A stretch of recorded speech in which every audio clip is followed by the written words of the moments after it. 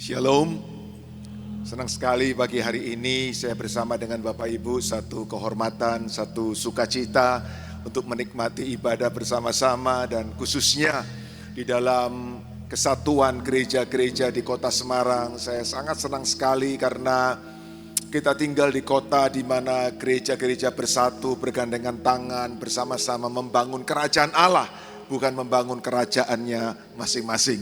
Puji Tuhan. Terima kasih Bu Tina buat kesempatan yang luar biasa. Bapak Ibu, saya ingin berbagi kepada kita semua, belajar bersama-sama, sharing dari apa yang menjadi tema yang telah ditetapkan dari gereja ini dan khususnya di bulan ini. Saya ingin mulai lebih dahulu dengan apa yang menjadi tema. Saya percaya Bapak Ibu sudah sangat hafal karena ini tema tahunan, Kingdom Reality. Bapak Ibu, ketika saya menerima undangan dan tema, hati saya bergetar karena begini Bapak Ibu. Kingdom Reality itu mestinya bukan tema tahunan, itu tema seumur hidup Bapak Ibu. Kenapa? Karena kita orang percaya ditetapkan oleh Tuhan untuk satu kali akan berada di dalam Kingdom of God, kerajaan Allah. Dan kerajaan Allah itu punya culture, punya kebiasaan, punya pola hidup yang sangat berbeda. Bapak Ibu, Anda bersyukur bahwa di gereja ini Ibu Tina sebagai gembala menetapkan tahun ini adalah tahun kita belajar Kingdom Reality. Not Kingdom Theory, not Kingdom Philosophy. Karena itu semua banyak di luar sana. Tetapi reality, kenyataan dalam hidup sehari-hari itu yang harus kita alami, yang harus kita praktekkan. Nah, saya percaya bahwa ini sama sekali tidak mudah. Karena kita dibentuk, dibangun, diisi, diformasikan dengan dunia.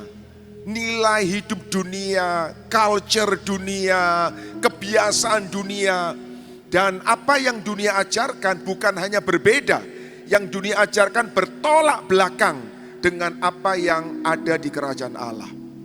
Karena itu saya mendorong kita semua, ayo Bapak Ibu, saat-saat seperti inilah kita perlu untuk membangun dan membuka pikiran kita supaya Kingdom Reality itu tidak hanya sekedar teori, tidak hanya sekedar wacana, tapi itulah praktek hidup sehari-hari. Dan saya mau katakan kepada kita lebih dulu bahwa di dalam melaksanakannya kita akan sampai pada titik yang namanya mentok, berhenti. Kenapa? Kita akan berhadapan dengan situasi sulit, kita akan berhadapan dengan tembok, kita akan berhadapan dengan jalan buntu. Karena sebetulnya ketika kita menjalankan Kingdom Reality itu bertolak belakang dengan apa yang dunia ajarkan, dan disitulah kita akan mengalami titik-titik buntu, jalan buntu Bapak Ibu. Tapi saya bilang kepada kita semua, Kingdom Reality itu membuat hidup kita menjadi berkemenangan. Hidup kita menjadi tenang. Hidup kita menjadi kuat. Di Kingdom Reality tidak ada kekhawatiran, tidak ada kecemasan, tidak ada ketakutan. Jadi orang percaya mestinya hidup seperti itu. Kalau kita sebagai orang percaya masih dipengaruhi dengan semua situasi yang terjadi dalam dunia, maka kita harus jujur bilang kita belum hidup di dalam Kingdom Reality. Bapak Ibu yang dikasihi Tuhan, beberapa hari yang lalu saya mendapatkan satu gambar yang bagus. Dibilang begini, ketika pajak naik saya diam, ketika bensin naik saya diam, ketika harga-harga naik saya diam, tapi ketika nasi pecel naik saya berontak, katanya begitu saudara. Kenapa? Karena itulah kehidupan sehari-hari. Tapi kenapa kita berontak? Kenapa kita marah? Karena kita masih dikuasai oleh nilai-nilai dunia ini. Bapak Ibu, di Kingdom Reality, saya mau katakan kepada kita dengan yakin Bapak Ibu, tidak ada ketakutan, tidak ada kecemasan, tidak ada pertengkaran, tidak ada perceraian, tidak ada hal yang buruk di dalam Kingdom Reality. Sekarang pilihan ada pada kita. Kita memilih yang mana? Karena Tuhan menetapkan kepada kita rancangan damai sejahtera, tetapi pilihan ada dalam hidup kita, apakah kita akan memilihnya atau kita akan berkata, itu teori, itu cuman hanya di dalam kitab suci, itu hanya kata pendeta. Atau kita akan benar-benar berkata, yes, saya akan menghidupinya. Entah itu dikatai oleh orang, entah itu bertentangan dengan apa yang saya dengar, saya tidak peduli. Saya mau hidup di dalam kingdom reality, dan saya pastikan kepada kita semua itu yang Tuhan inginkan. Bapak Ibu yang dikasihi Tuhan, itu yang saya mau dorong kepada kita semua. Dan salah satu ujian kingdom reality, kingdom culture, salah satu ujiannya, salah satu garis pembatasnya adalah bagaimana kita memandang uang, bagaimana kita memandang materi. Nah, itu garis batasnya, saudara ya.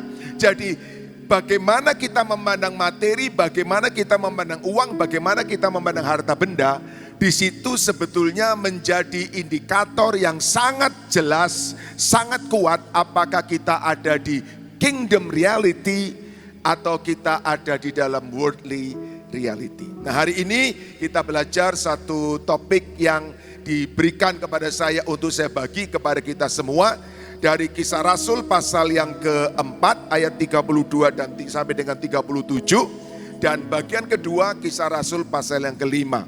Nah, saya mau jujur dulu kepada Bapak Ibu ya, kepada Bu Tina. Cerita ini sudah berkali-kali saya baca. Cerita tentang bagaimana jemaat mula-mula di Kisah pasal 4. Bagaimana tentang Ananias Safira di Kisah Rasul, bukan, di Kisah Rasul pasal 4, di Kisah Rasul pasal 5. Sudah berkali-kali saya baca karena itu adalah bagian dari pola gereja mula-mula yang menjadi patron kita pada saat ini. Berkali-kali saya baca, tapi pada waktu saya diberikan tema ini dan saya membacanya sekali lagi, saya merenungkannya sekali lagi, ternyata saya baru ngeh, Bapak Ibu. Terima kasih lagi kepada Bu Tina karena diberikan tema ini. Saya baru ngeh, ternyata Kisah Rasul 4 dan Kisah Rasul pasal 5 yang ketika kita baca biasanya terputus, ternyata itu menjadi sambungan.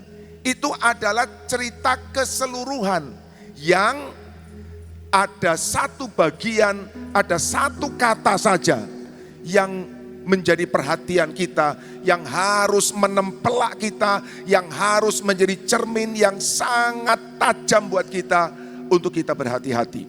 Ya. Kata itu adalah kata pertama di dalam Kisah Rasul pasal yang kelima. Sayangnya dalam bahasa Indonesia tidak ada. Sayangnya dalam bahasa Indonesia tidak ada. Tapi dalam bahasa aslinya itu jelas ditulis. Apa itu Bapak Ibu? Kata tetapi. Tetapi, hanya kata itu saja yang membuat kemudian saya berkata, wow, kita harus sungguh-sungguh belajar, kita harus sungguh-sungguh hati-hati, dan kita harus sungguh-sungguh waspada dalam hidup kita. Nah, bagaimana kata itu penting, itu nanti sore sudah, karena Kisah Rasul 5 itu nanti sore. Hari ini Kisah Rasul pasal yang keempat ya. Jadi nanti sore kalau Anda mau datang lagi itu akan sangat baik. Dan saya sudah cek di televisi Bapak Ibu, tidak ada acara yang menarik nanti sore. Jadi ada baik buat kita. Dan by the way, siaran Piala Dunia itu baru jam 2 pagi. Jadi pasti nanti sore aman Bapak Ibu ya. Tidak akan ada siaran Piala Dunia. Baik Bapak Ibu, hari ini atau pagi dan sore ini saya berikan tema yang sangat sederhana. Hidup jadi berkat. Kalimat yang kita sudah tahu, kalimat klise, orang Kristen semua sudah ngerti. Itu adalah kingdom reality. Tapi masalahnya adalah masih banyak orang Kristen hanya meletakkan ini menjadi kingdom teori. Ya mestinya ya begitu, jadi berkat ya janjane ya wis ngono wae ya apik gitu ya. Ya itu sesuatu yang idealisme ya, tapi kalau dipraktekkan ya mengkose gitu ya. Nanti dulu, kenapa? karena tatanan di otak kita itu baru sampai pada teori, idealisme.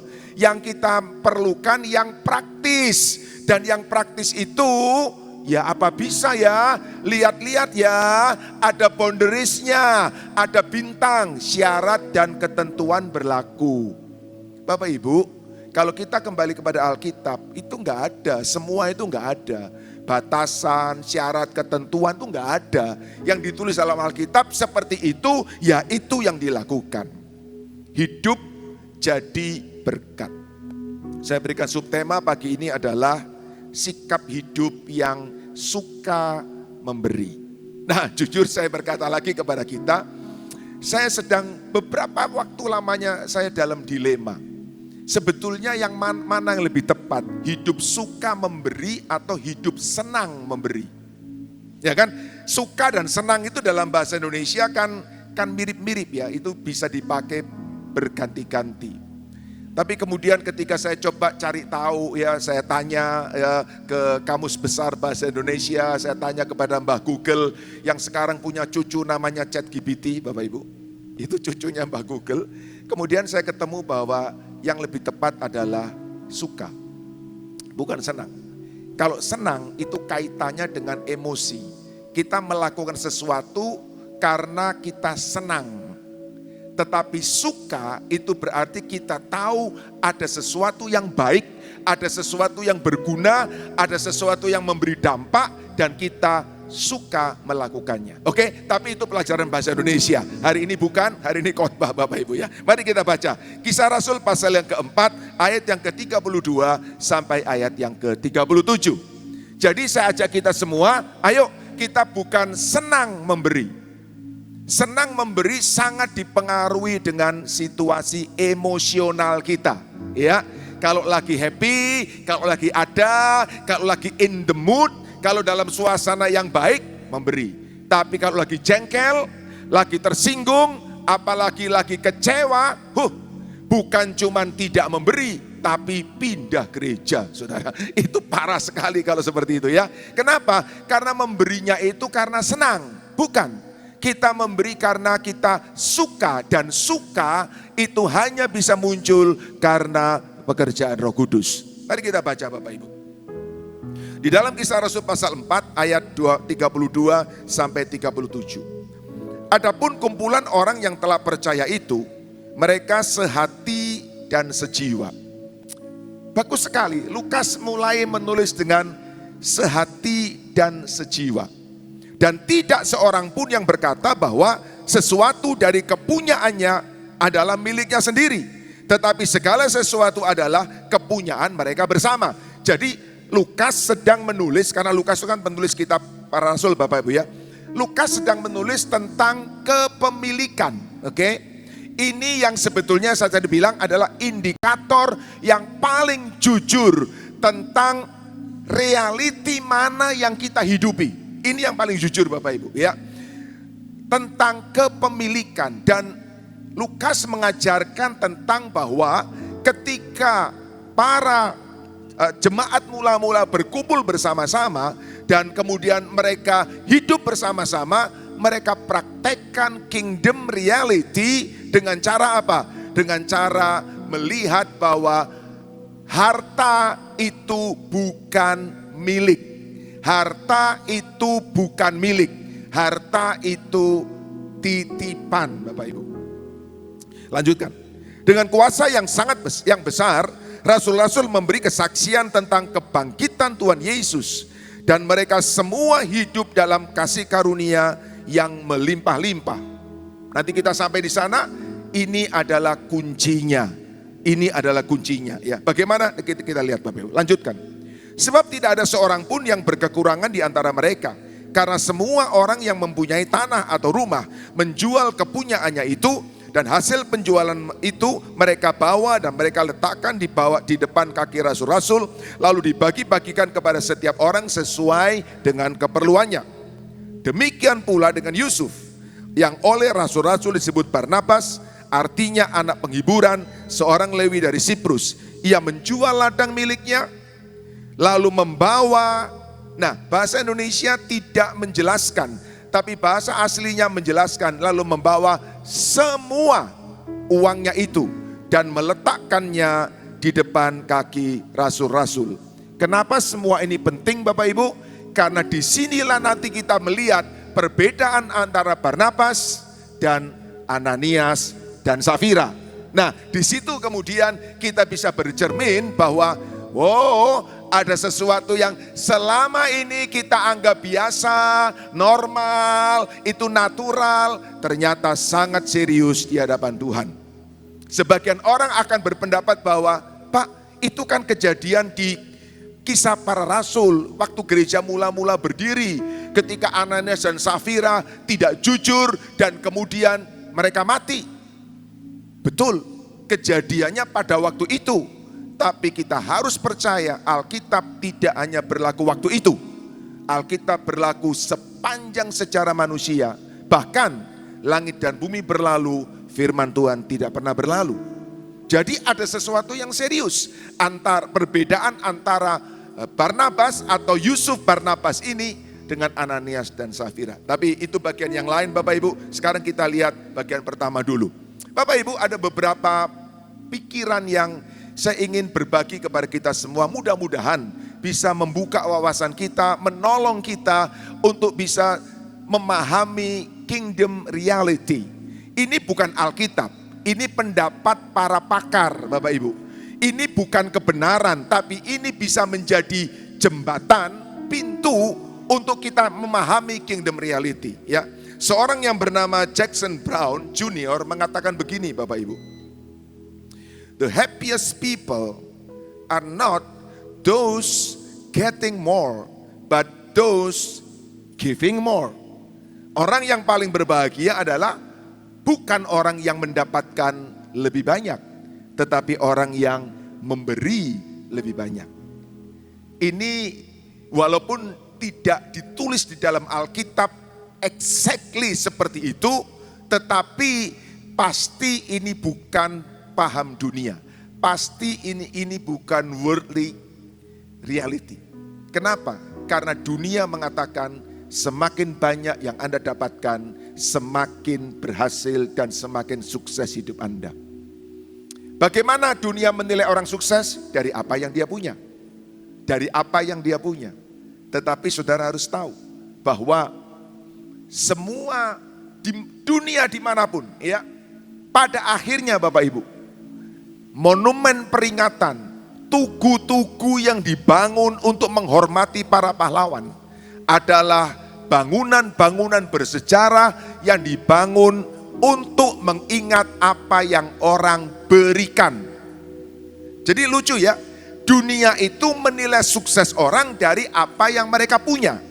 Oke, tetapi mereka membangun monumen untuk mengingat orang-orang besar itu dari apa yang mereka berikan. Jadi sebetulnya paham dunia ini juga kontradiksi. Di satu sisi mereka sangat mengagumi apa yang menjadi kepemilikan, tetapi monumen bersejarah dibuat untuk orang yang memberi.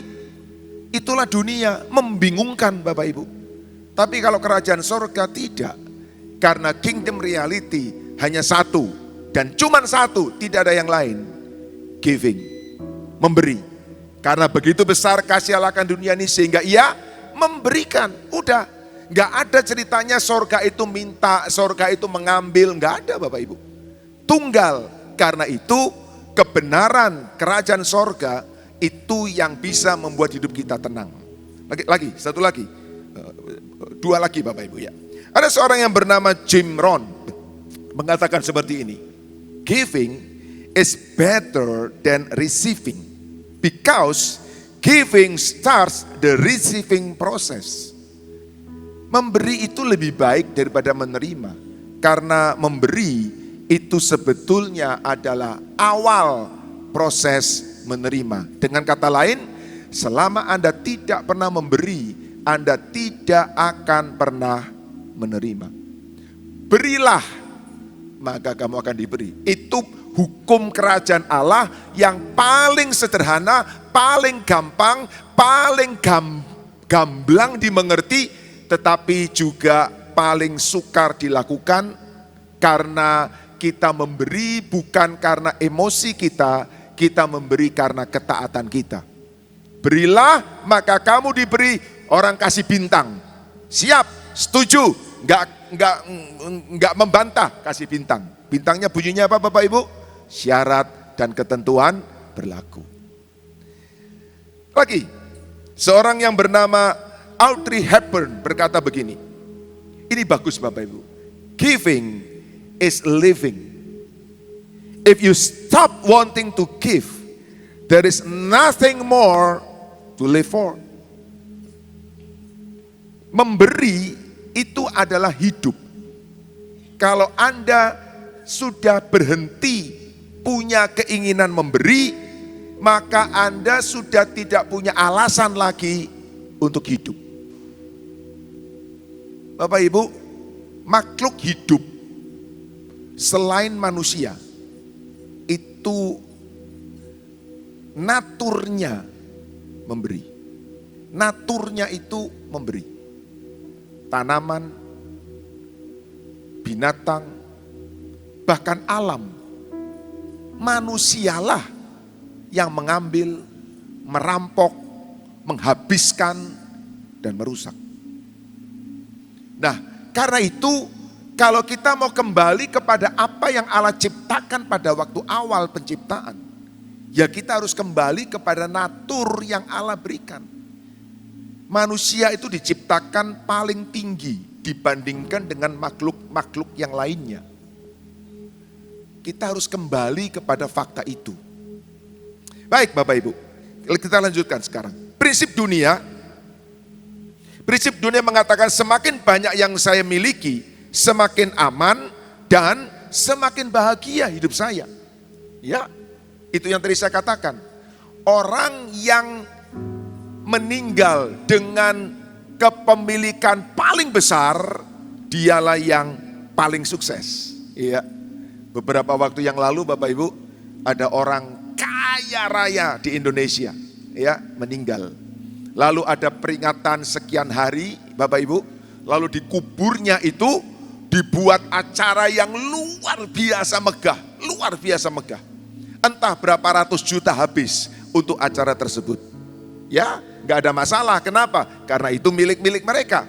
Tapi kingdom reality nggak pernah mengatakan begitu Bapak Ibu. Kenapa?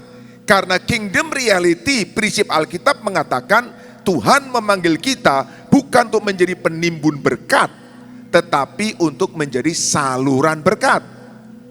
Saluran berkat artinya apa? Saluran berkat tidak akan pernah kering. Saluran berkat itu selalu basah sepanjang ada yang disalurkan. Kalau salurannya macet, kalau salurannya bumpet, ya kering Bapak Ibu. Ya. Kita sudah mengerti apa yang dunia ajarkan laut mati versus danau Galilea. Laut mati tidak pernah mengalirkan sesuatu. Laut mati hanya menimbun, laut mati hanya menyimpannya. Dan tidak ada kehidupan di situ. Kita sudah belajar Bapak Ibu. Danau Galilea, di situ banyak ikan, di situ banyak kehidupan. Dan danau itu memberi kehidupan. Memberi bukan sekedar tindakan sosial, tetapi merupakan buah dari hati yang telah diubahkan oleh Injil Kristus. Ini prinsip yang sangat penting. Jangan kita coba untuk mau menjadi orang yang kelihatan dermawan, sosial, di mana di luar sana banyak sekali seperti itu, dan tidak ada dampaknya di hadapan Tuhan. Tidak berarti sama sekali dalam kerajaan Allah. Kenapa? Karena di kerajaan Allah yang dilihat pertama bukan memberinya, yang dilihat pertama adalah hatinya. Jadi Bapak Ibu, dengan ini kita bisa cukup bangga dan bersyukur. Karena kerajaan Allah tidak menilai berdasarkan jumlah. Kerajaan Allah menilai berdasarkan hati. Kalau berdasarkan jumlah, celaka kita. Karena apa? Di luar sana jauh lebih banyak orang yang punya jauh lebih banyak daripada kita. Lalu bagaimana kita bisa bersaing dengan mereka? Tapi bersyukurnya kerajaan Allah menghitung, mengukur bukan dari amount, bukan dari jumlah, tetapi dari hati. Nah, satu tulisan bagus Bapak Ibu, ya, Mark Batterson mengatakan, when God blesses you financially, ketika Allah memberkati Anda secara finansial, don't raise your standard of living, raise your standard of giving. Itu prinsip kerajaan Allah. Itu prinsip kerajaan Allah. Prinsip menjadi saluran berkat. Baik, sekarang kita akan melihat 4 hal Bapak Ibu sehubungan dengan cerita yang tadi kita baca dari Kisah Rasul pasal yang keempat. Yang pertama, ini paling penting Bapak Ibu. Dari yang pertama ini lahir prinsip-prinsip yang lainnya. Lahir manifestasi-manifestasi lainnya. Yaitu apa? Yang pertama, hati yang dipersatukan melahirkan kerelaan memberi. Ayat 32, adapun sekumpulan orang yang telah percaya itu, mereka sehati dan sejiwa. Bapak Ibu, tadi kita sudah baca ya, Lukas itu menceritakan tentang bagaimana keadaan jemaat mula-mula yang tidak ada yang berkekurangan. Tidak ada yang berkekurangan itu artinya tidak ada yang miskin. Dan kalau bicara tentang kekurangan, bicara tentang miskin, pasti kaitannya dengan duit. Enggak mungkin tidak. Bagaimana orang mau dikatakan tidak berkekurangan lalu enggak ada kaitannya dengan uang? Pasti ada dengan uang atau dengan materi. Jadi Lukas itu sebetulnya sedang menggambarkan hal yang berkait dengan materi. Hebatnya Bapak Ibu, ini yang membuat saya kagum Bapak Ibu. Lukas tidak mulai dengan materi. Lukas mulai dengan apa? Dengan sehati, sejiwa. Lukas tidak mulai bicara tentang uang, ia mulai bicara tentang hati. Kenapa? Karena memberi yang sejati itu dimulai dari hati yang telah dipersatukan oleh kasih Kristus. Tanpa hati, memberi akan bermotivasi duniawi. Tanpa hati yang diubahkan, memberi hanya kegiatan sosial. Dan itu tidak bernilai di kerajaan sorga. Kita harus mengerti kingdom reality Bapak Ibu. Jadi tidak terlalu banyak gunanya ketika donatur gereja ditulis dengan besar, dengan angka yang besar. Karena yang Tuhan lihat bukan itu. Tuhan bilang dari sorga, ngapain kamu nulisin jumlah? Buat aku bukan jumlah yang penting. Hati. Sehati dan sejiwa menunjukkan kesatuan yang sangat mendalam. Dan memiliki tujuan yang sama. Yaitu memuliakan Kristus. Nah Bapak Ibu, sekarang kita lihat kebalikannya ya. Kalau kita bertanya, kan bukankah jumlah itu penting? Kenapa hati itu menjadi fokus utama kerajaan sorga? Saya kasih jawabnya begini Bapak Ibu. Mengapa orang sulit memberi? Karena hatinya. Bukan karena nggak punya uang. Karena hatinya. Seringkali hati masih dikuasai apa? 1, takut kekurangan. 2, egoisme. 3, rasa memiliki yang berlebihan. 3 hal ini Bapak Ibu. Sepanjang 3 hal ini tidak pernah dilepaskan, kita tidak akan pernah memiliki motivasi memberi yang murni. Sekian tahun yang lalu Bapak Ibu, cukup lama. Kalau Anda tahu di gereja yang saya melayani, gereja GBI Gajah Mada, itu di samping gereja itu ada tanah yang sekarang kita pakai menjadi parkir. Tadinya Bapak Ibu tanah itu milik seorang tuan tanah di kota Semarang ini. Dan kami dipinjamin gratis Bapak Ibu, gratis. Ini tuan tanah, bukan anak Tuhan, bukan Bapak Ibu. Tapi dia mau memberi secara gratis. Memberi apa? Memberi pinjaman secara gratis. Loh, saya sebut itu memberi Bapak Ibu, kenapa? Kalau pinjam itu lumayan itu, kalau kontrak itu lumayan Bapak Ibu. Tapi diberi pinjaman gratis. Dan bukan setahun 2 tahun, bertahun-tahun Bapak Ibu. Pada akhirnya dia berkata, oke, sekarang saya mau jual tanah itu. Silakan gereja memikirkan mau beli atau saya akan menjual kepada orang lain. Nah Bapak Ibu, Karena bertahun-tahun kami itu dimanjakan dengan tanah itu, menjadi tempat parkir, jemaat senang karena gak usah parkir di jalan, mau tidak mau harus beli. Kenapa? Sudah kadung dimanjakan Bapak Ibu. Jadi akhirnya kita berkata, kami beli. Dan ketika kami bilang kami beli, maka orang itu kemudian berkata begini, oke, dia gak nyebut harga. Dia cuma bilang begini, coba kamu tak cari tahu di seluruh jalan Gajah Mada ini, ya, berapa pasarannya. Nanti ngomong ke saya, nanti saya akan memutuskan. Kita cari tahu, bla bla bla bla bla bla bla bla. Lalu kemudian kita bilang, oke, pasarannya sekian, kita bayar nggak bisa sekian karena ini gereja, bisa di bawahnya enggak. Kami menyebutkan sebuah angka, kami sudah tahu. Dia pasti apa saudara? Pasti gedek. Enggak bisa, enggak masuk. Lalu kemudian coba cari lagi. Lain minggu kita ketemu, ya kita cari tahu dan berdoa Bapak Ibu. Ketemu lagi, bukan turun, naik Bapak Ibu. 3-4 kali kami ketemu, 3-4 kali naik terus harganya. Akhirnya pada satu kali ada satu penatua kami, dia jengkel dan kemudian dia bilang gini, sudah kamu nyebut berapa kita setuju. Semua terkejut Bapak Ibu. Pak Lukas Sebaja sebagai gembala pada waktu itu, di depan orangnya.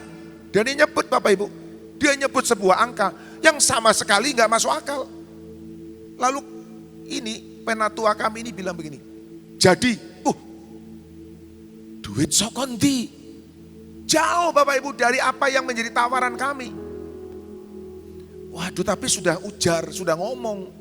Lalu penatua kami itu coba, oke, kalau gitu kita bagi ya, sekian bla bla macam-macam lah ya dengan cara bisnisnya dia.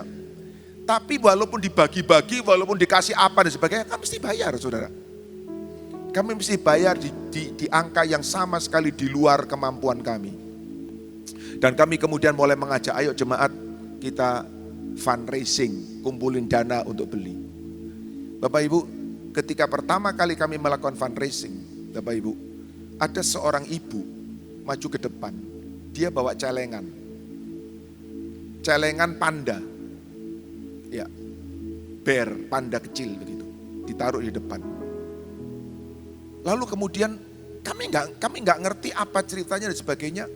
Dari celengan kecil itu Bapak Ibu, kemudian orang mulai memberi, ya itu kan orang maju ke depan memberi ya. Tapi kemudian kami tanya kepada ibu ini, Bu, itu celengan apa? Dia bilang, itu celengan yang saya kumpulkan untuk anak saya. Dia punya anak, tiap kali dia nabung berapa saudara? Koin itu berapa sih? Paling besar berapa sih? Koin kumpulin. Lalu kemudian celengan itu hampir penuh dibawa ke gereja. Saudara, kemudian cerita itu sangat menyentuh kami. Lalu kemudian kami cerita kepada jemaat. Saudara, dari situ, dari cerita itu, hati jemaat tersentuh. Dan kemudian persembahan datang mengalir. Dalam waktu yang jauh lebih singkat dari yang kami perkirakan. Kami memperkirakan paling tidak 4-5 tahun tanah itu baru lunas. 2 tahun tanah itu lunas Bapak Ibu. Dari mulai apa? Dari mulai ada seorang ibu yang kasih celengan itu dengan hatinya, lalu nular kepada semuanya. Jadi hati, bukan manipulasi. Di dalam Kisah Para Rasul juga dimulai dengan sehati, sejiwa. Bapak Ibu, next please. Semakin seseorang berpusat pada dirinya sendiri, semakin sulit ia memberi. Semakin seseorang berpusat pada Kristus, semakin mudah ia berbagi. Sikap memberi itu bukan masalah dompet. Itu masalah apa? Masalah hati. Jika hati dipenuhi kasih Kristus, tangan kita akan lebih mudah terbuka. Dan hati inilah yang di dalam seluruh area hidup, yang di dalam kingdom reality selalu menjadi pusat. Makanya kalau ibadah bagaimana hati kita. Membaca Alkitab, bagaimana hati kita. Berdoa, bagaimana hati kita. Memberi, bagaimana hati kita. Karena di kerajaan Allah, di kingdom reality, hati adalah pusat. Makanya kemudian dibilang Amsal bilang, jagalah hatimu dengan segala kewaspadaan, karena dari situlah terpancar kehidupan. Itu kingdom reality. Ya, bukan jagalah saldomu sedemikian rupa dari situ terpancar kehidupan. Bukan. Ya, bukan begitu. Bapak Ibu, dari awal hati ini, kemudian perjalanan selanjutnya jadi jauh lebih mudah. Ya, mari kita lihat yang kedua sekarang. Ketika hati mereka sudah sehati, sejiwa, mereka betul-betul merasakan ikatan kekeluargaan, kesatuan yang sangat kuat di antara mereka. Maka muncul kemudian pemikiran yang kedua, yaitu bahwa mereka menyadari semua yang mereka miliki adalah titipan Tuhan. Dan tidak seorang pun yang berkata bahwa sesuatu yang menjadi kepunyaannya adalah miliknya sendiri. Tetapi segala sesuatu adalah kepunyaan mereka bersama. Bapak Ibu, ayat ini harus kita pahami secara jernih. Yaitu apa? Bahwa Alkitab tidak sedang mengajarkan komunisme atau penghapusan hak milik. Banyak orang di luar sana yang kemudian menyerang Alkitab. Oh, kalau gitu komunis itu belajar di Alkitab. Kenapa? Karena di komunis tidak boleh ada hak milik. Loh, tidak Bapak Ibu. Di Alkitab itu hak milik diakui. Kalau Anda baca terus ayat 34, ayat yang ke-37. Hak milik diakui. Jadi Bapak Ibu, ingat prinsip ini penting. Yang berubah bukan kepemilikannya. Yang berubah adalah sikap terhadap kepemilikannya. Kepemilikannya tetap diakui oleh Alkitab. Bukan berarti kalau kita menjadi orang percaya kita nggak boleh punya apa-apa. Boleh. Tetapi ketika kita menjadi anak Tuhan, kita masuk dalam kingdom reality, maka yang berubah adalah sikap kita terhadap kepemilikan itu. Yaitu apa? Apa yang saya miliki berasal dari Tuhan. Inilah yang disebut dengan stewardship. Sekali lagi, ini klise dalam kekristenan. Kita sudah mendengar berkali-kali, tapi saya harus jujur berkata kepada kita semua Bapak Ibu. Seringkali kalimat klise, kalimat kerajaan Allah ini dikasih bintang, syarat dan ketentuan berlaku. Di luar sana ada banyak pengajaran tentang perpuluhan tidak perlu, perpuluhan itu penipuan, perpuluhan itu manipulasi, perpuluhan itu brainwashing dari gereja, gembala kepada jemaat, bla bla macam-macam, banyak sekali Bapak Ibu. Ya monggo lah, orang di era medsos kan orang boleh ngomong apa saja, boleh berpendapat apa saja. Bapak Ibu, saya menyampaikan kepada kita semua, apa yang dalam pemandangan saya harus kita pahami Bapak Ibu, yaitu begini Bapak Ibu.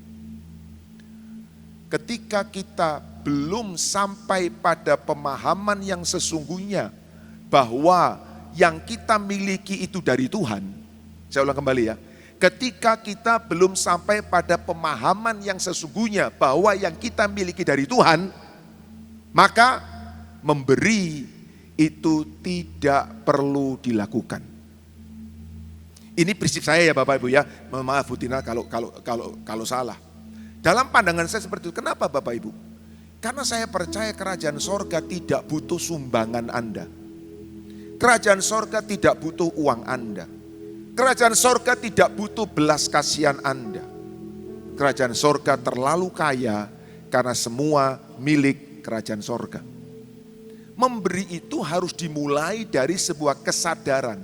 Tuhan, ini punya Tuhan. Sehingga ketika kita memberi, hati itu penting. Ketika kita memberi, itu deklarasi kita kepada Tuhan, kepada diri, kepada orang lain, bahwa saya memberi karena saya sadar ini dari Tuhan. Jadi, tidak perlu memberi perpuluhan buat orang-orang yang merasa bahwa harta yang dia punya karena kerja kerasnya, karena usahanya, karena keringatnya. Saya percaya sorga gak butuh kok uang kita. Sorga itu butuh hati kita.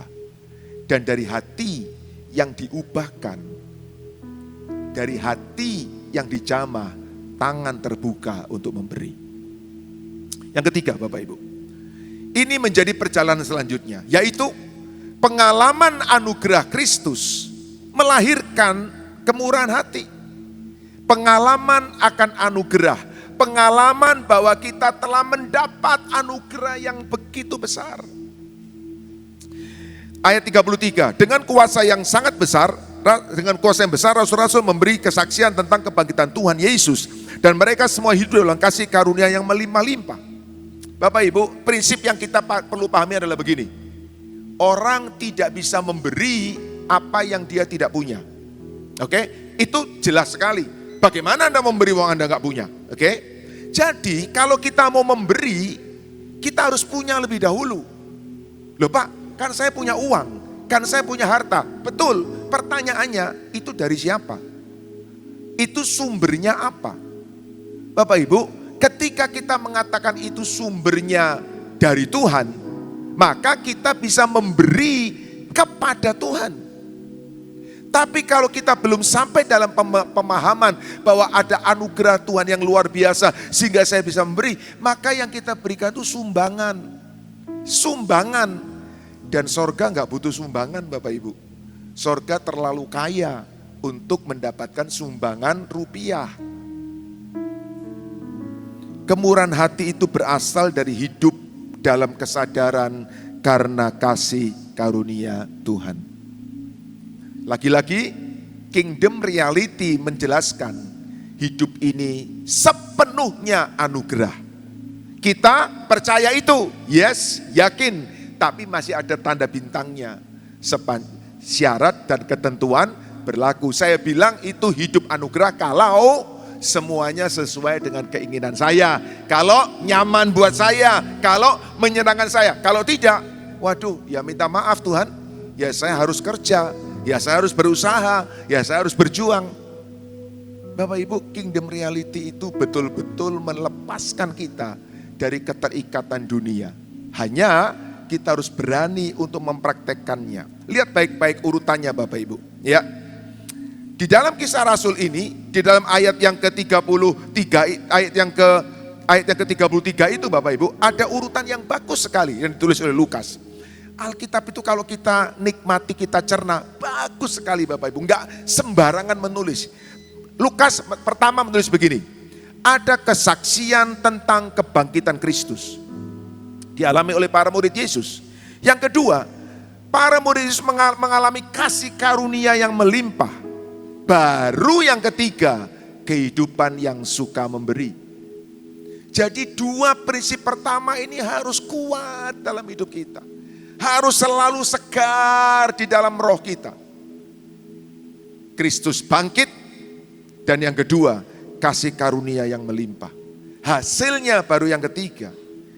Kemurahan hati bukan muncul karena tekanan, bukan karena manipulasi, bukan karena rasa bersalah, bukan karena tuduhan, melainkan karena mereka telah mengalami kasih karunia Tuhan. Kalau hari ini saya tanya kepada kita semua, Bapak Ibu, berapa banyak yang hari ini mengalami kasih karunia Tuhan? Kita pasti angkat tangan. Pastilah. Kalau yang nggak angkat tangan itu pasti sedang ngantuk Bapak Ibu. Pasti angkat tangan. Pertanyaannya, apa yang Anda maksud dengan kasih karunia itu? Apa yang Anda pahami tentang kasih karunia itu? Bapak Ibu, kasih karunia berarti mengatakan, nggak ada sesuatu pun yang menjadi milik saya. Semua pemberian Tuhan. Semua. Artinya kita tidak punya hak atas apa yang ada pada kita. Karena semua dari Tuhan. Itu pemahaman paling mendasar dari hidup karena kasih karunia.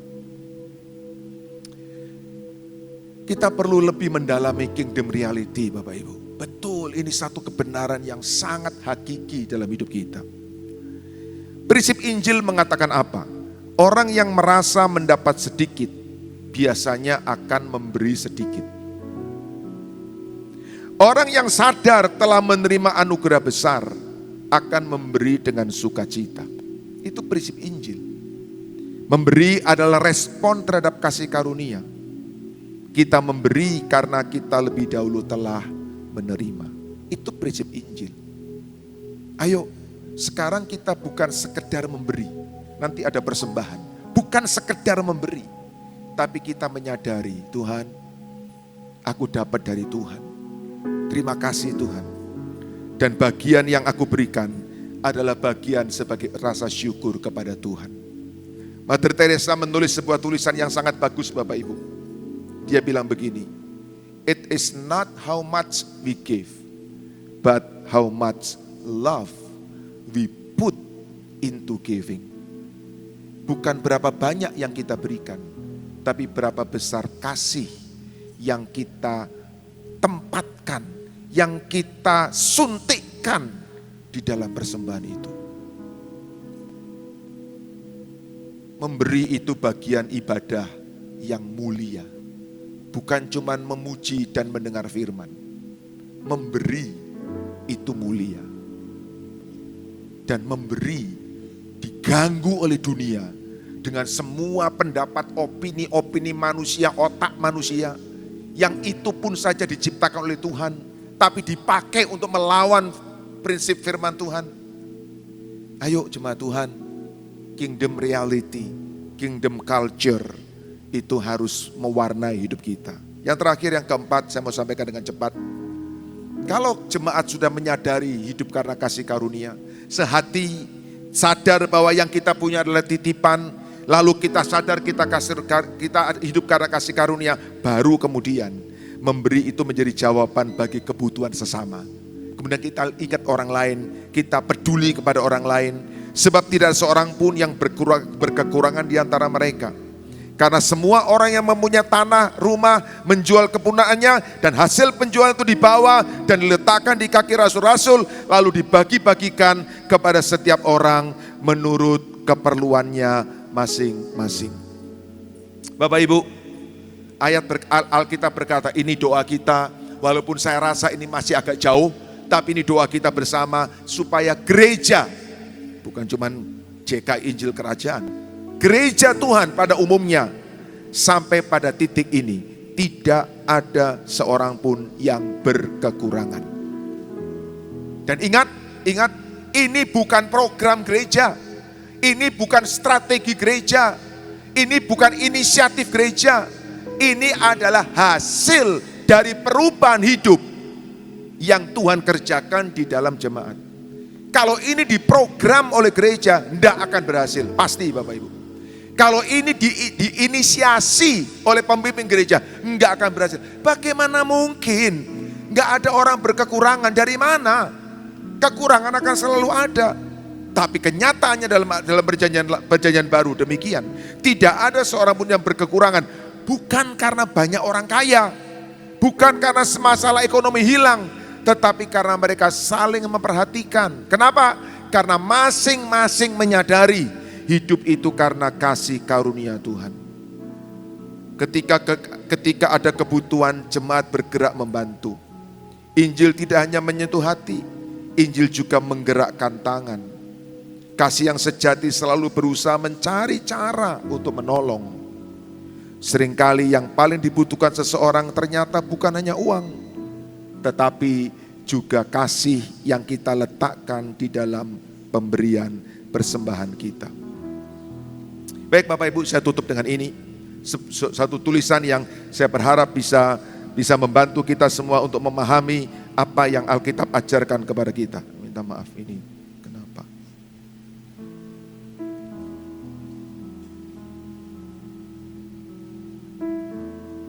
Bentar Bapak Ibu, tiba-tiba macet. Oke. Tulisan ini saya mau berikan kepada kita untuk menutup renungan kita hari ini. We make a living by what we get, but we make a life by what we give. Kita itu apa? Bahasa Indonesianya agak sukar Bapak Ibu. Kita itu mencari penghidupan dengan cara mendapatkan, tetapi kita menghidupkan dengan cara memberi. Kita mencari penghidupan dengan mendapatkan, tapi kita membuat hidup, kita menghidupkan dengan cara memberi.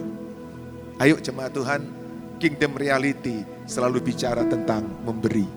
Dan memberi itu menghidupkan, memberi itu menyegarkan, memberi itu menjadikan kita sebagai warga kerajaan sorga yang pasti akan jadi berkat buat dunia di sekitar kita. Yang percaya katakan amin. Mari kita datang kepada Tuhan, kita berdiri bersama-sama.